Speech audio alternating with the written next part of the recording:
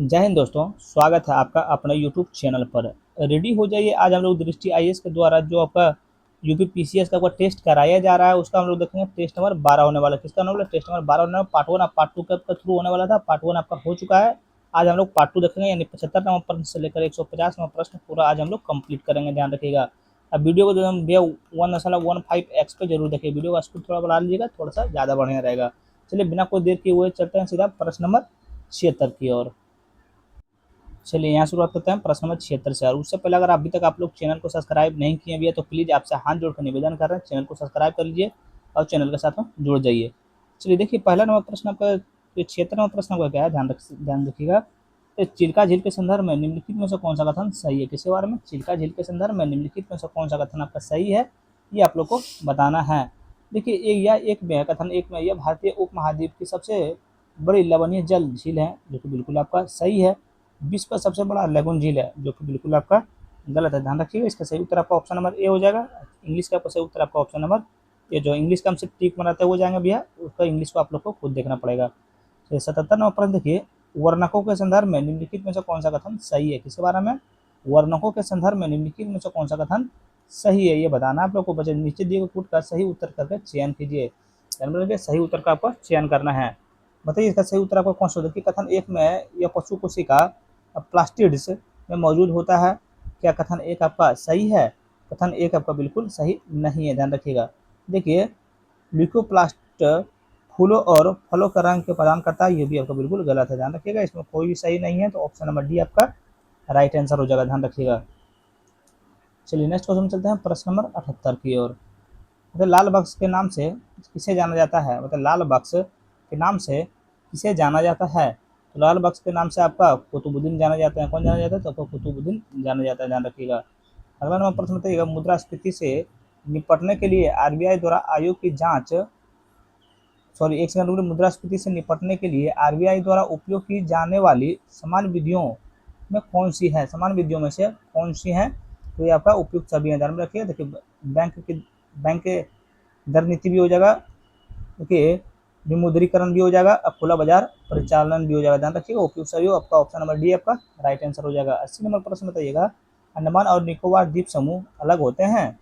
अंडमान और निकोबार द्वीप समूह अलग होते हैं, तो यहाँ पर 10 डिग्री चैनल द्वारा आपका जो है सो अंडमान और निकोबार डिग्री आपका चेंज होते हैं। ध्यान में रखिएगा। तो 79 का आपका सही उत्तर यहाँ क्या हो जाएगा? तो ऑप्शन नंबर डी हो जाएगा।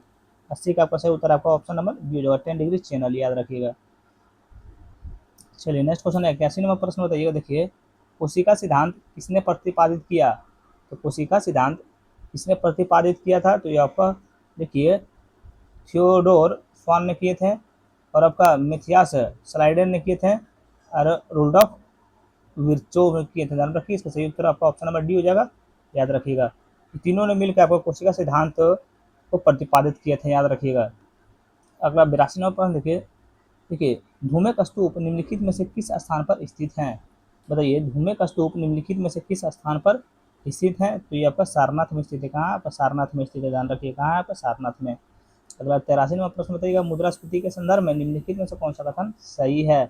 बताइए मुद्रास्फीति के संदर्भ में निम्नलिखित में से कौन सा कथन आपका सही है, ये आप लोग को बताना। देखिए एक में देखिए बोतल नेक मुद्रास्फीति तब होती है जब आपूर्ति में भरी गिरावट आती है और मांग उसी स्तर पर रहती है। क्या कथन एक आपका सही है? तो कथन एक आपका जो है बिल्कुल सत्य है।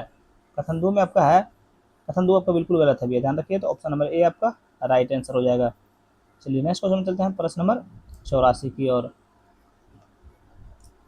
तो ये सूची 1 में आपका नदी दी और सूची 2 में आपका स्रोत दिया हुआ था। गोदावरी नदी का आपका स्रोत कौन सा कहाँ हो जाएगा?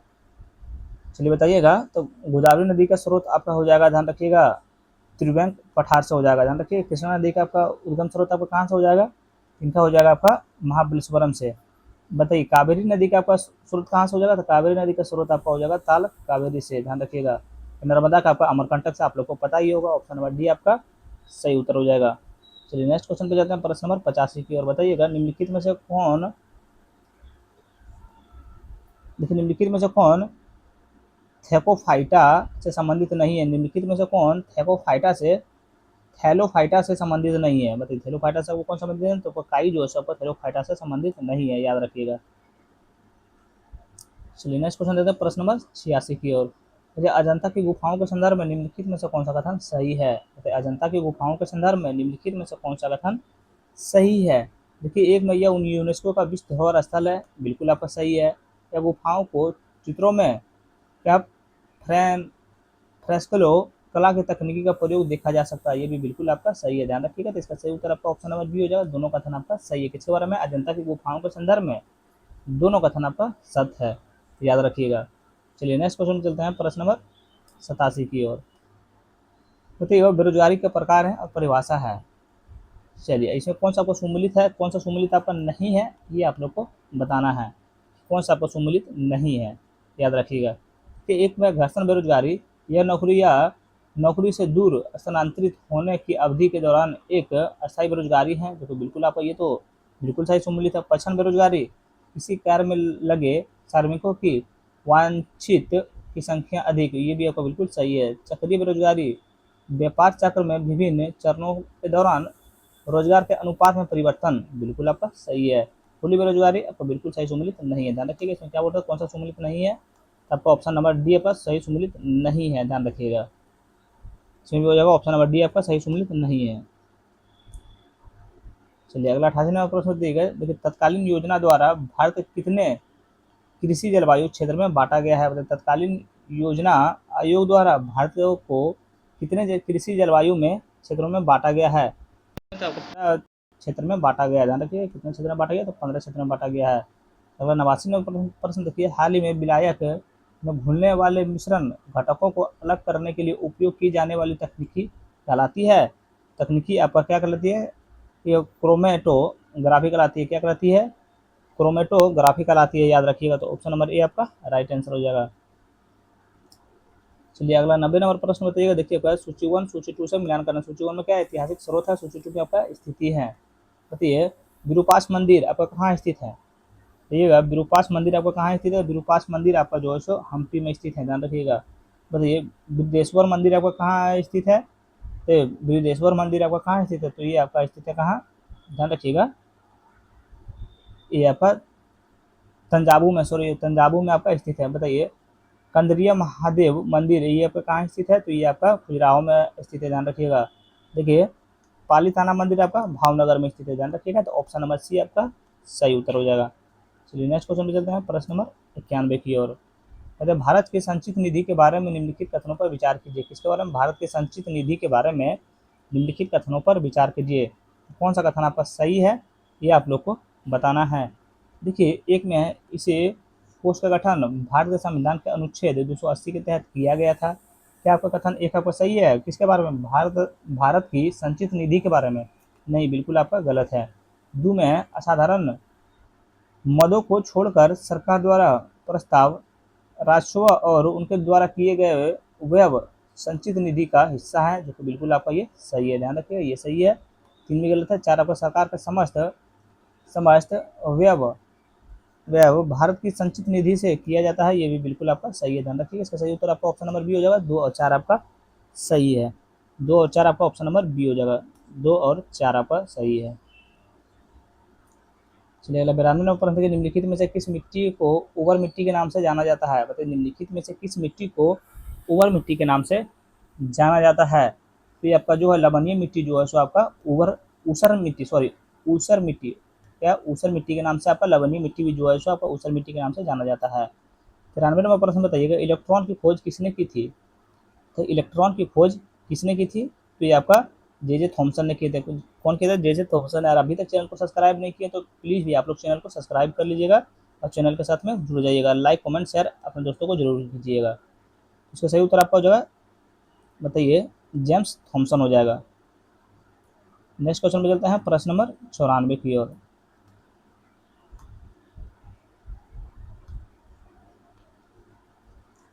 तो एलोरा की गुफाएं और चट्टानों को काटकर बनाए गए मंदिर प्रतिनिधित्व करते हैं। तो एलोरा की गुफाएं और चट्टानों को काटकर बनाए गए मंदिर प्रतिनिधित्व करते हैं। तो आपका हिंदू, जैन और बौद्ध को प्रतिनिधित्व करते हैं, ध्यान रखिएगा। ऑप्शन नंबर बी आपका सही उत्तर हो जाएगा, ध्यान रखिएगा। चलिए अगला 95 नंबर प्रश्न देखिए, निम्नलिखित में से किस कराधान प्रणाली में किसी व्यक्ति की आय पर ध्यान दिए बिना कराधान तय कर तय की जाती है। तो निम्नलिखित में से किस कराधान प्रणाली में किसी व्यक्ति की आय पर ध्यान दिए बिना कराधान की दर तय की जाती है? तो इसका सही किसके, तो आपका अनुपातिक कर के द्वारा आपका जो है हो जाएगा। ध्यान रखिएगा, ऑप्शन नंबर ए आपका सही उत्तर हो जाएगा। तो गोदान या टैटू बनवाना निम्नलिखित में से किन जनजाति का अभी अंग है? तो गोदान या टैटू बनवाना निम्नलिखित में से किन जनजाति का अभिभिन्न अंग है? अभिभिन्न आपको किस जनजाति का, तो बैगा जनजाति का। ध्यान रखिएगा, तो ऑप्शन नंबर सी आपका सही उत्तर हो जाएगा। चलिए नेक्स्ट क्वेश्चन पे जाते हैं, प्रश्न नंबर 97 की ओर। बताइए, अम्ल के संदर्भ में निम्नलिखित में से कौन सा कथन सही है? ठीक है, अम्ल के संदर्भ में निम्नलिखित में से कौन सा कथन सही है, ये आप लोग को बताना है। क्योंकि एक में है, यह नीले लिटमस पात्र और लाल रंग के परिवर्तन कर देता है, जो बिल्कुल सही। यह नीले लिटमस पत्र को लाल रंग में परिवर्तित कर देता है, जो कि बिल्कुल सही है। इसके अम्ल के संदर्भ में यह एक प्रोटॉन डिनोट कर सकता है, ये भी आपको बिल्कुल सही है। ध्यान रखिए, तो ऑप्शन नंबर बी आपका सही उत्तर हो जाएगा। 98 नंबर प्रश्न देखिएगा। 98 नंबर प्रश्न देखिए, अशोक के निम्नलिखित में से किस शिलालेख में कलिंग के विजय का उल्लेख है? बताइए, निम्नलिखित अशोक के निम्नलिखित में से किस शिलालेख में कलिंग पर विजय का उल्लेख है? तो आपको किस में है, तो आपका हो जाएगा शिलालेख 13 में हो जाएगा। ध्यान रखिएगा। 99 नंबर प्रश्न देखिएगा, निम्नलिखित में से किस अप्रत्यक्ष कर का उदाहरण नहीं है? तो निम्नलिखित में से कौन सा अप्रत्यक्ष कर का उदाहरण नहीं है? तो आपका वंशानुक्रम कर, ये जो है आपका इसका उदाहरण नहीं है, तब प्रत्यक्ष कर का उदाहरण नहीं है। ध्यान रखिएगा। चलिए 109 प्रश्न देखिए, 100 प्रश्न के खुशी में भी आप लोग चैनल को प्लीज सब्सक्राइब कर लीजिएगा। बताइए, सूखा प्रबंध क्षेत्र कार्यक्रम निम्नलिखित में से किस वर्ष में शुरू किया गया था? बताइए, सूखा प्रबंध क्षेत्र कार्यक्रम निम्नलिखित में से किस वर्ष शुरू किया गया था? तो 1973 में शुरू किया गया था। याद रखिएगा, कब किया गया था? 1973 में शुरू किया गया था। याद रखिएगा। चलिए नेक्स्ट क्वेश्चन में चलते हैं, प्रश्न नंबर 101 की ओर। बताइए, वह हाइड्रोकार्बन जहां सभी कार्बन परमाणुओं के बीच एकल बंधन होते हैं के रूप में जाना जाता है। वह हाइड्रोकार्बन जहां सभी कार्बन परमाणुओं के बीच एकल बंध होता है, किस रूप में जाना जाता है? बताइए, किस रूप में जाना जाता है? तो ये आपका संतृप्त रूप में जाना जाता है। ध्यान रखिएगा, संतृप्त रूप में आपका जाना जाता है। देखिए 102 नंबर प्रश्न बताइएगा, देखिए मंदिर वास्तुकला की नगर शैली के बारे में निम्नलिखित कथनों पर विचार कीजिए। चलिए 102 नंबर प्रश्न बताइए, क्या बोल रहा था आपका? मंदिर वास्तुकला की नगर शैली के बारे में निम्नलिखित कथनों पर विचार कीजिए। नीचे दिए गए कूट का प्रयोग कर सही कथनों का चयन कीजिए। सही कथनों का चयन कीजिए। ध्यान रखिएगा कि एक में गर्भगृह हमेशा सबसे ऊंची मीनार के ठीक नीचे स्थित होता है, जो कि बिल्कुल आपका सही है। दो में उड़ीसा शैली, खजुराहो शैली और सोलंकी शैली इस तहत विकसित हुए हैं, जो कि बिल्कुल आपका गलत है। बिल्कुल गलत नहीं है भैया, आप लोग मिस्टेक कर जाते हैं, बिल्कुल आपका सही है। देखिए इसमें मंदिर परिसर के तालाबों की उपस्थिति शामिल है, जो कि बिल्कुल आपका गलत है।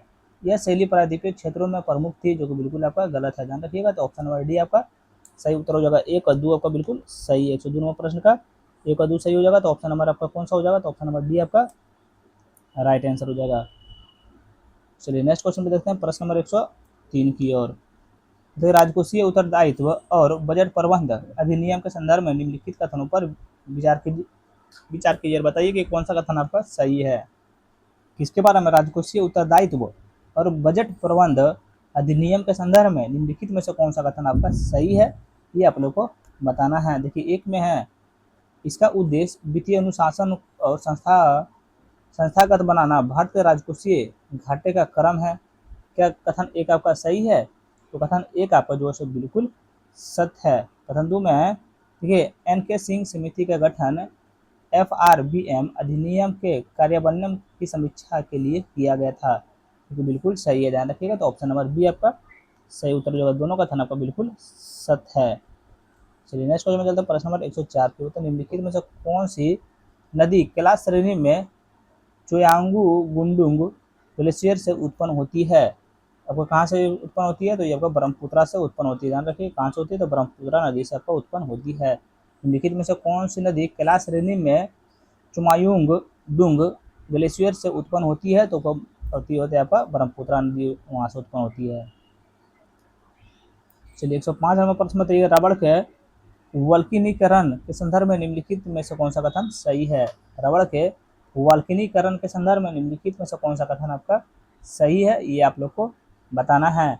देखिए, एक में यह प्राकृतिक रबड़ को गर्म करते समय सल्फर को त्वरक के रूप में उपयोग करते हैं, जो कि बिल्कुल आपका सही है। यह प्राकृतिक रबड़ की मजबूती और लोच प्रदान करता है, ध्यान रखिएगा, बिल्कुल आपका सही है। इसका सही उत्तर आपका ऑप्शन नंबर बी हो जाएगा। एक और दो कथन आपका सही है, एक और दो कथन सही है, तो ऑप्शन नंबर दोनों कथन आपका सही हो जाएगा। देखिए, कालीघाट चित्रकला निम्नलिखित में से किस राज्य में लोकप्रिय है, तो ये आपका पश्चिम बंगाल में लोकप्रिय है, ध्यान रखिएगा कहाँ है, तो आपका पश्चिम बंगाल में लोकप्रिय है। चलिए नेक्स्ट क्वेश्चन पे चलते हैं। प्रश्न नंबर 107 के बताइए, गैर निष्पादित संपत्ति के संदर्भ में निम्नलिखित में से कौन सा कथन सही है। तो गैर निष्पादित संपत्ति के संदर्भ में निम्नलिखित में से कौन सा कथन आपका सही है, ये आप लोग को बताना है। क्योंकि एक में आरबीआई एनपीए किसी भी अग्रिम या ऋण के रूप में परिभाषित करता है जो 90 दिनों से अधिक के लिए अतिदेय है, जो कि बिल्कुल आपका सही है, ध्यान रखिएगा। देखिए, एक संपत्ति और सब स्टेट्स के रूप में वर्गीकृत किया जाता है और यह 12 महीने से कम या उससे बराबर की अवधि के लिए एनपीए के रूप में रहती है, जो कि बिल्कुल आपका सही है, ध्यान रखिएगा। तो ऑप्शन नंबर आपका बी राइट आंसर हो जाएगा, दोनों कथन आपका सही है। चलिए नेक्स्ट क्वेश्चन देखते हैं। प्रश्न नंबर 108 की ओर राज्य है और तेल का उत्पादन क्षेत्र, इसमें कौन सा आपको सम्मिलित नहीं है, तो ये आप लोग को बताना है। देखिए, असम नहरकटिया क्या आपका एक सम्मिलित है, तो बिल्कुल आपका सही सम्मिलित है। गुजरात आपका हो जाएगा, तो अंकलेश्वर बिल्कुल सही सम्मिलित है। महाराष्ट्र आपका मेहसाना बिल्कुल आपका सही सम्मिलित नहीं है। राजस्थान आपका बाड़मेर बिल्कुल आपका सही सम्मिलित है। क्या बोल रहा था, ये सारा आपका राज्य हो गया और ये सारा आपका तेल उत्पादक क्षेत्र हो गया, ध्यान रखिएगा। कौन सा सम्मिलित नहीं है, तो महाराष्ट्र आपका सही सम्मिलित नहीं है। तो निम्नलिखित में से कौन सा अपकेंद्रीकरण का उदाहरण है, तो निम्नलिखित में से कौन सा अपकेंद्रीकरण का उदाहरण है, तो ये आपका है एक क्रीम निकालना हो जाएगा और घुमाव मोड़ और कार चलाना ये भी हो जाएगा, और देखिए वॉशिंग मशीन हो जाएगा, ध्यान रखिए उपयुक्त सभी इसका सही उत्तर हो जाएगा। ये अपकेंद्रीकरण का उदाहरण कौन कौन सा है, तो तीनों जो है आपका अपकेंद्रीकरण का उदाहरण है, ध्यान रखिएगा चारों। चलिए नेक्स्ट क्वेश्चन बताते हैं। प्रश्न नंबर 110 की ओर, तो निम्नलिखित में से कौन सा जानवर को सिंधु घाटी सभ्यता की पशुपति मुहर पर चित्र नहीं किया गया है, तो निम्नलिखित में से किस जानवर को सिंधु घाटी सभ्यता के पशुपति मुहर पर चित्रित नहीं किया गया है, तो ऊँट को आपका नहीं किया गया है, ध्यान रखिएगा, किसके ऊपर, केमल को।